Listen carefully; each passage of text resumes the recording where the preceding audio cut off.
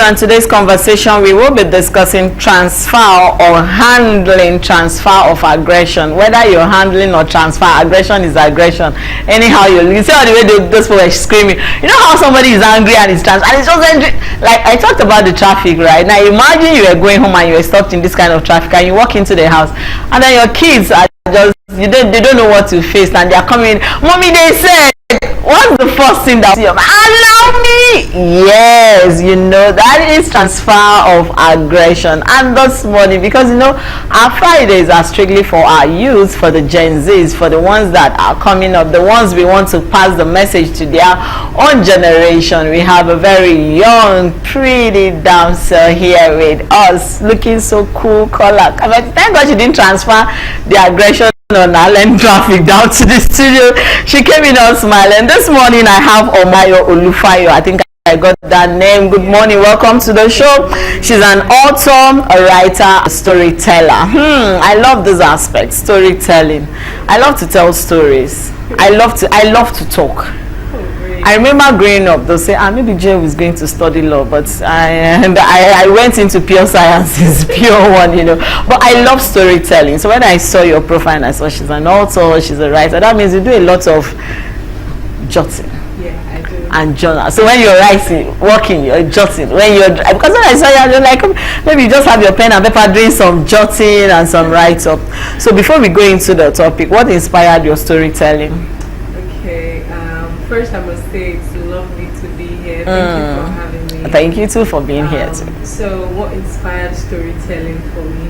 I think I like to picture the world through a book.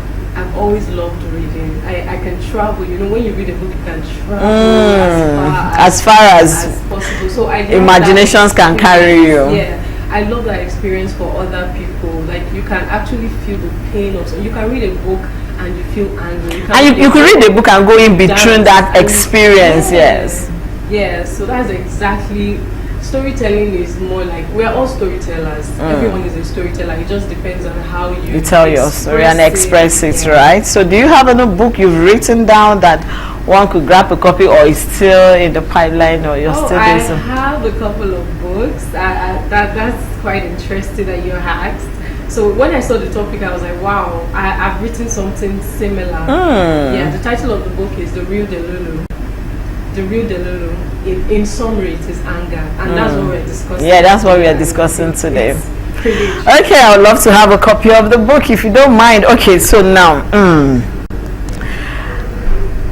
transfer of aggression. I just painted a picture which is similar and typical to an average Lagosian. There is no how you don't encounter traffic one way or the other if you live in Lagos. Yesterday we were talking about mental stress, and our guest was saying if you know you live in an area that is prone to traffic, like my area, we are prone to traffic. Whether you wake up 6 a.m. you will make traffic. No, it's the truth. Now she was saying you prepare yourself ahead and then you don't let that traffic get into you, because a lot of people have this transfer of aggression. Something happens at home, they're transferring it in the office, they are coming in, and you're greeting them good morning, and everybody is just carrying that face. Why? Because there is this bottled up. Now, what is transfer of aggression? Now, for the benefit of our guests, and I won't ask you, have you been a victim? Because everyone has been a victim of transfer aggression. But can you share your own experience where you got to realize, why am I transferring aggression to this? But this person didn't do me anything. Why should I transfer this aggression to this person? But what's transfer of aggression? Okay, so I'll try to make it as simple as possible. Yeah. As possible. So transfer of aggression is more like you redirect anger, or you redirect an emotion towards a negative emotion. It's not a good emotion ever. So you redirect it to someone else, and it's usually someone that was not even in the context, like wasn't even part of the reason why. And it's wondering, like, what did I do? What's my offense? Exactly. So you could just be coming, and in fact, I believe everyone in Lagos has a level of, this aggression. Like everyone is just angry. If you sit down in a bus, you have to say, instead of saying excuse me, you say sorry, please, excuse me. Like you're already preparing the person will get back to you, like in a very harsh tone. Sorry, please, excuse me, thank you. You put all the magic words together just so that you can like calm the person down. So it's something that everyone experiences, although it's a negative emotion. And I know that they keep throwing it at us, but I'm sure that as we go on, of course, definitely we will. Now, yes. Now, you know, you said something. Now, do you know that when you get into a commercial bus and you're telling somebody, please adjust, they are looking at, there is no space here now, why should I? And sometimes I'm looking like, I'm not your problem. We are all seated in a commercial vehicle and I'm saying please adjust, you know, so that I would sit comfortably. Now, do you think that stress contributes to transfer of aggression? In a certain way, and if that's your school of thought, can you give us examples why and how people can actually manage it? Because what the message you're trying to pass out at the end of the day is to make sure that no matter the level of anger you've bottled in, you should learn to control it and not vent it on other people and not transfer it. Like, self-awareness should be okay. So if you're in that situation where you're already angry, realize that the next person is not your next punching where you just have to pour everything there. So, but do you think that stress contributes to transfer of aggression? Yes, in a lot of ways. Stress does. Stress makes you see everyone as a problem. You know, you don't actually address the problem. It just becomes overwhelming, and that's even the most time to be careful. Yeah. So stress is for everyone in Lagos. Many people in Lagos, they are stressed out. They are coming from a 9 to 5, which is actually a 5 to 9. You actually you leave the house around 5, you get home around 8 or 9. So it's 9 to 5 is just a cliche. It's actually 5. Is actually that's true. Some people live as early as 4 a.m. Exactly. Some people live as early as 4 a.m. By the time you get home, you're getting home to no electricity, or better still, there's light on the street and they cut your own house light. Like that's how angry you'll be when you get into the house and then someone is like, you have not cooked dinner, or you have not, like, I'm relating it to women. Yes. That they still have to cook when they get home from work, and then the first thing you just do is shout, because you've been caving in, like you've been keeping in a lot all day. So you just come. I must say this, that aggression is transfer of aggression is usually towards a lesser victim. So it's someone you're more powerful than, someone you could actually vent and scream and shout. You can't scream on your body. you dare not. Are you coming to the office with the chat?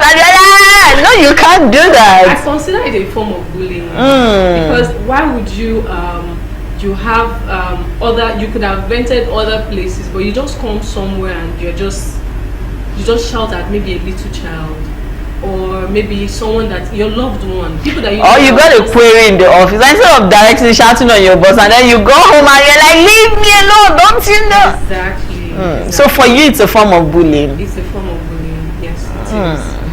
But then, how can one control this? You know, I see it as misdirected anger, because sometimes you see this aggression comes, and after you've done it, you're kind of why did I have to? Now let's bring it down to the family. You get back home and then your kids are happy, you know, they're expecting to see you, and you're coming with a log of baggage. Can't you see that I'm carrying stuff? Can't you? And everybody's like, oh, and you know, and after a while you're like, I shouldn't have. At that point, was there possibility of you controlling that anger, not transferring it on aggression? Or like yesterday was a very rainy day and you were beaten by the rain, and you got home, you're tired, maybe things are soaked. Now, you know, when it's raining, the whole streets are dirty, there's splashes of water everywhere. And then you just walk into the house and somebody is just trying to, mommy, they said, or daddy, they, and you're all angry, the fact that rain beat you.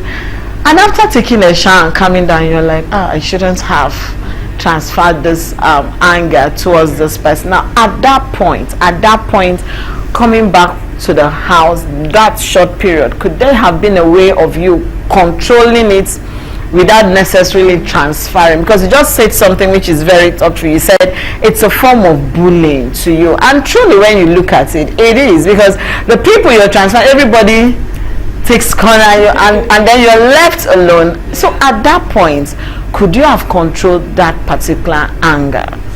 Okay, so anger is an emotion that even the most disciplined people have to deal with.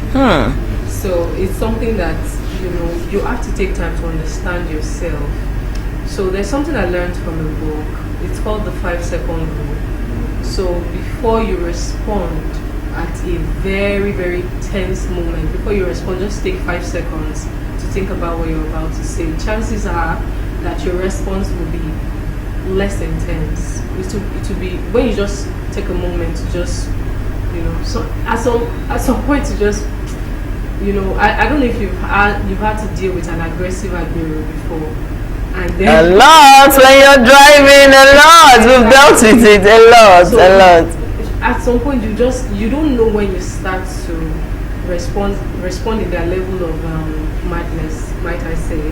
So in fact, I really feel I think I should write a book about Agberos. They are really interesting people. They are always angry. Always. Everyone, they'll drop you off at a. Let me just come back to the question.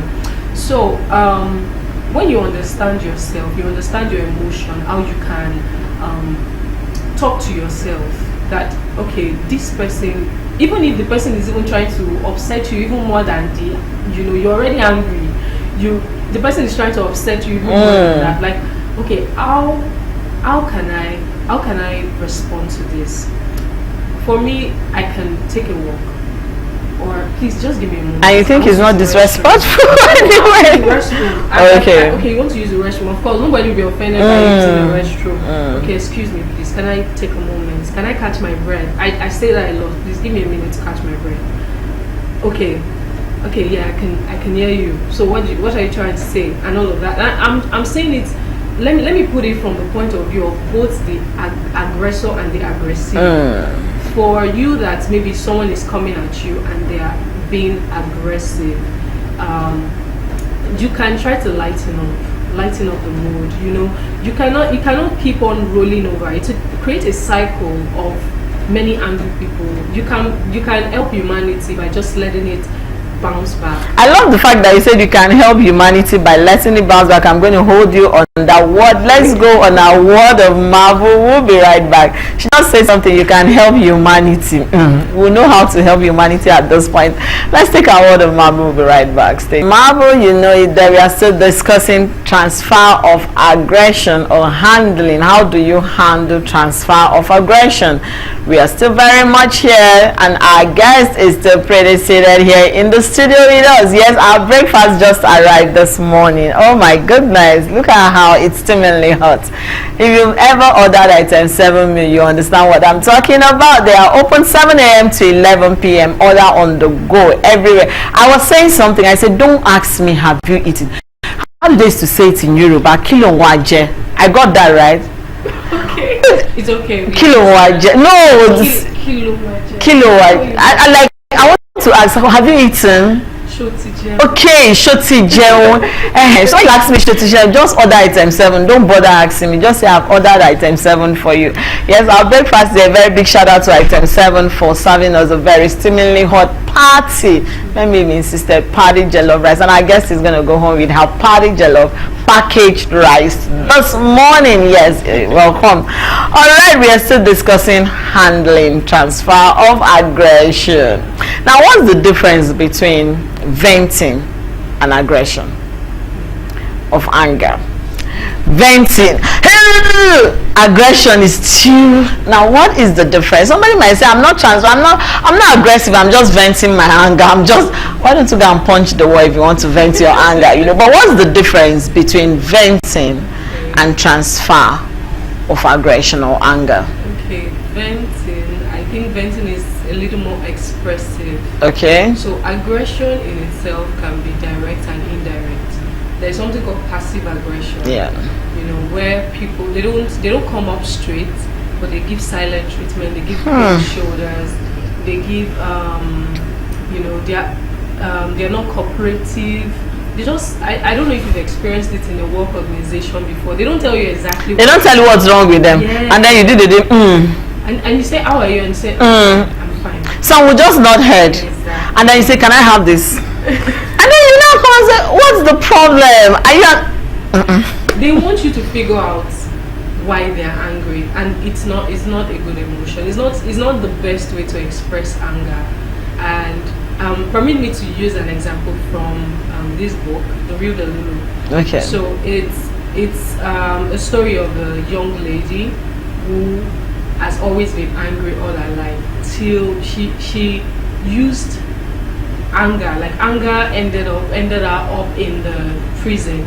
So if I'm to use certain scenes from this book, you know, where venting can be you shouting, it can be you maybe eating a wall, and for some people that are very violent, it can be punching. Yeah, beating somebody. It results to domestic violence. Yes, and like I said, the person, the aggressor usually feels like they can overpower the person. That's when they express it. So maybe if you have someone around you that is maybe usually like this, they should check themselves. In fact, I would recommend that many people in Lagos should go for therapy sometimes. Like, just talk to someone. Just to talk to someone, right? Now, I remember an incident that happened some years back. Then my son was barely maybe 6 or 7.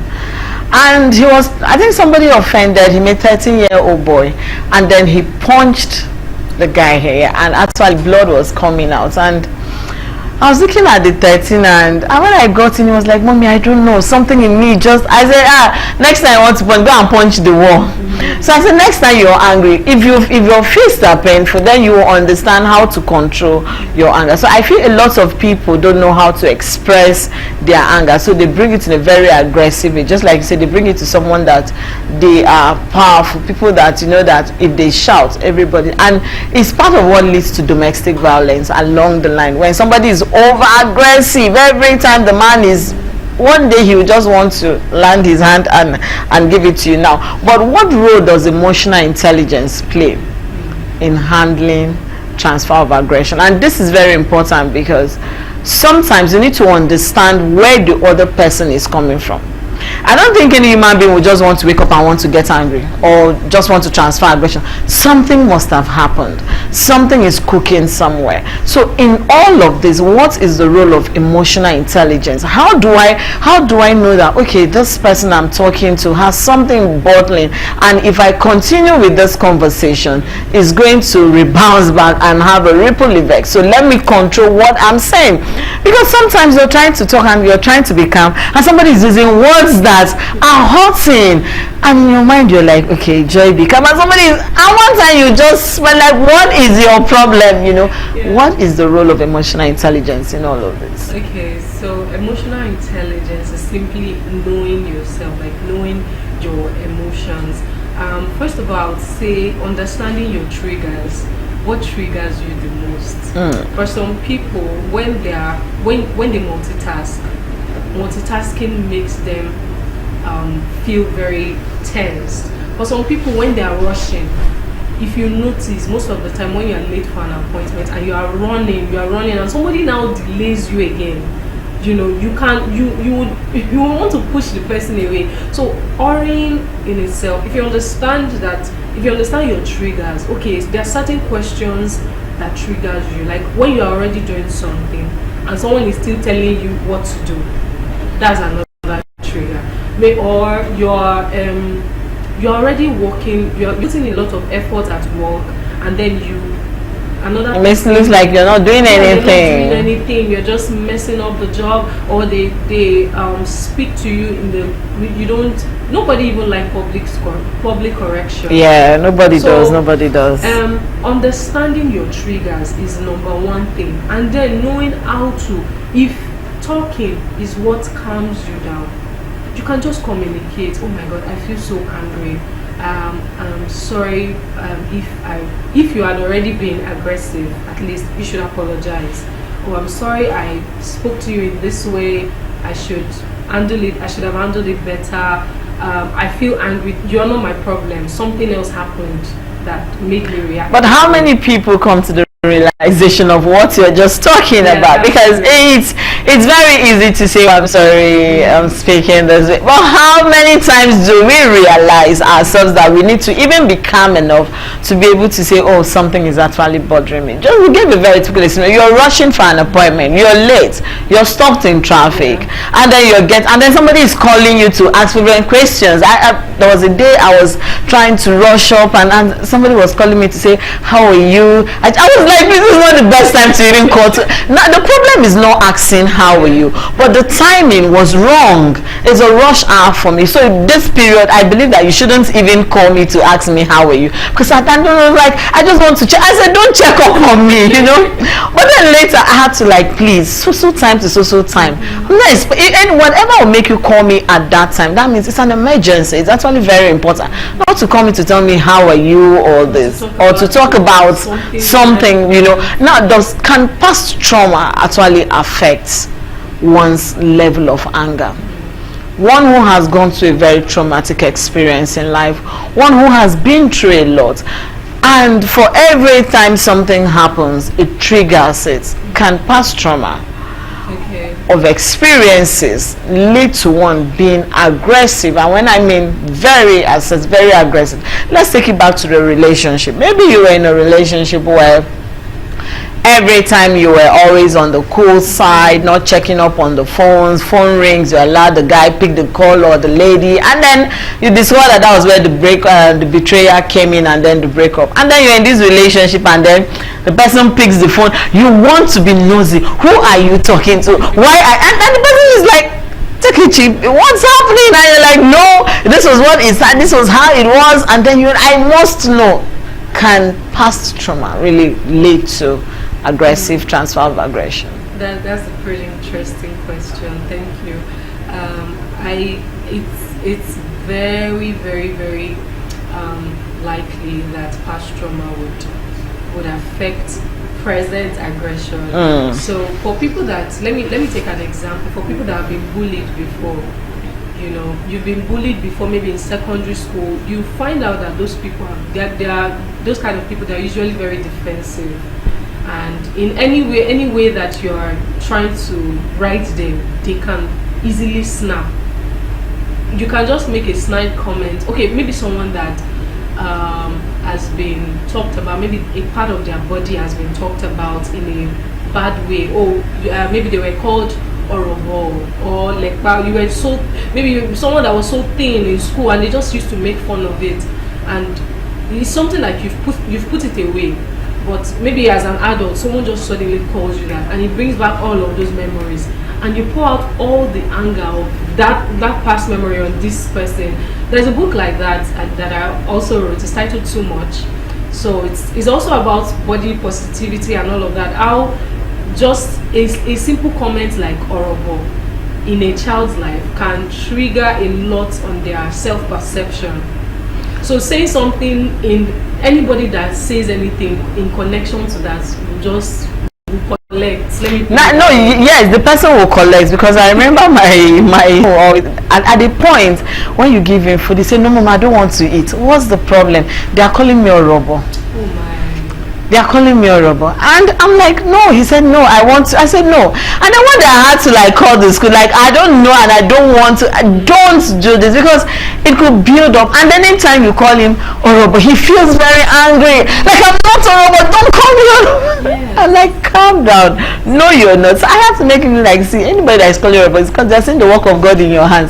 When you call orobo, call them lepa. So, but truly, that can actually affect a level of anger in people, and there are people who have been through a lot in their lives, abused, and so every little thing is like, I was watching a documentary of a lady that was saying she was abused by her father, and her mom was aware, and it led to a lot of family issues, and then she left the house, went into relationship, got abused and got pregnant, and then she has a daughter.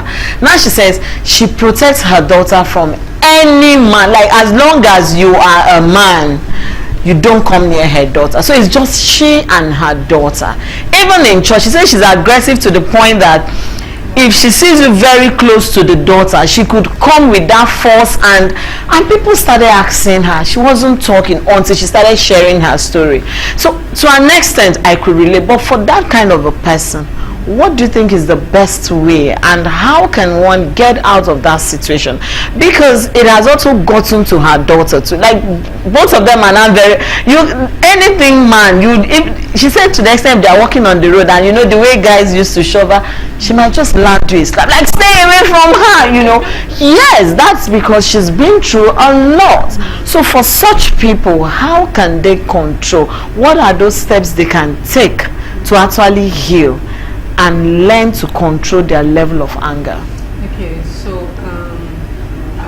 I'm a believer, so please permit me. Of course, go ahead. Yeah. So I believe that healing, there is no form of healing that will not start from the healer, which is God. Yeah. So I know some people will be like, oh no, go to a therapist, no, go to a psychologist. Yes, all of these people, they are there to help. They are there to assist you, to go along the way with you. But there is something stronger than what knowledge can do, and it's a touch from God. Like, God has to, you have to let go and ask God for help. I know they have to still. I'm not a medical person. Yeah, they still need to go through some form of therapy. They need to go through therapy. They need to see a psychologist. That woman in particular, she needs a lot of healing, and it will start from her letting go. And the subject of forgiveness is something they believe that is a church thing, and forgiveness is actually more mental, is medical. In fact, if you find out that you have this tightness in your chest, you feel it has its own medical. It has its own medical implications. Yes, medical implications. It does. So I'll take it from a place of knowing God, knowing Jesus, and knowing that He can heal your heart. There is nothing too big that He cannot take from you. If you keep holding on to it, that's fine. It's your choice. But if you actually let go, just okay, you know what? It's fine. Let me find out. Let me try. Okay, you could try. Just try and see what it's like. Yeah.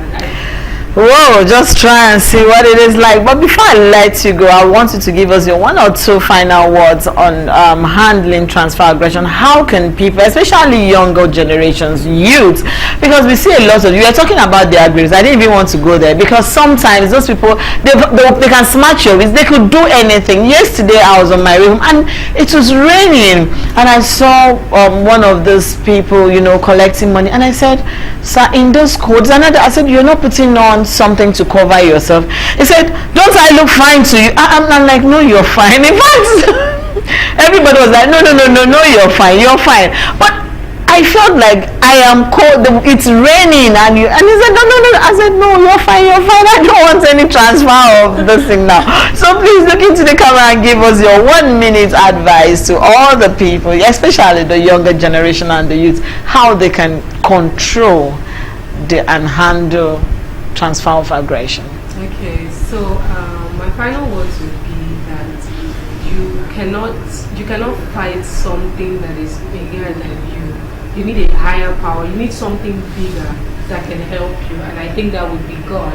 So leaning into studying of scripture, for me, it could be praying, and God can just help me get over that emotion. And I would say for some people that have coping mechanisms, that when you are angry, your what you use to relieve your stress is to maybe watch pornography or watch a movie, watch something. All of those things are there, but at the end of the day, you just find out that you just ignored the pain. It will still be there waiting for you.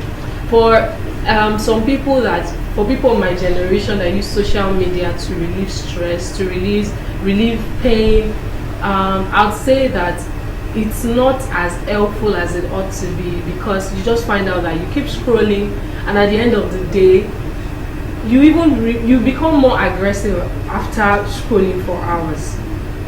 So I don't think that social media in itself is a good coping mechanism for aggression or for anger or for any form of emotion. You need something outside of that distraction. So thank you. And I'll also say, please go and download my books. It's available on Seller. You can just go on Google, type Omolayo. You can share your social media handles so that they could also reach out to you. Okay, that's unique _ Layo1, which is Instagram, Omolayo Olufayo on Facebook, Twitter, the same handles, unique _ Layo. On LinkedIn, my full name, thank you. On Google, just type Omolayo Olufayo Mercy and just put seller, and you find all my books. They're all available for free. Oh, really? All available for free. I love that. Thank you very much for being my guest this morning on the show, and thank you for teaching us how to handle aggression. You said, you just said something. You said 5 seconds reflection. So before you give that answer. All right, Thank you very much for being a part of Family and Value.